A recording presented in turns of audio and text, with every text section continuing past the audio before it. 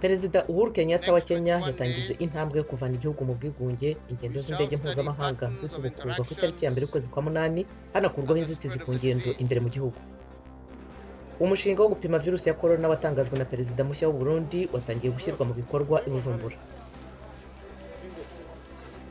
I Antananarivo mu murwa mukuru wa Madagascar hongeye gusubizwaho ingamba za guma mu rugo nyuma y'uko abantu benshi bongeye kwandura amezi abiri izo ngamba zorohejwe.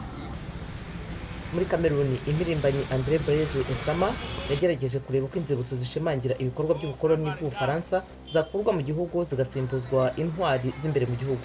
Ibi yabitangiye mbere y'imyigaragambyo ku bibazo nk'ibi birimo kubera ku isi hose. Naho muri Zimbabwe, pariki irindirwamo inyoni izwi ku izina rya Quimbashiri Bird Park i Harare yasimbutse imyaka 30 y'ibihe by'intugunda iki gihugu cyaciyemo, ubu yongeye kugira ibibazo byo gukomeza gufungurwa muri ibihe by'icyorezo cya virusi ya korona.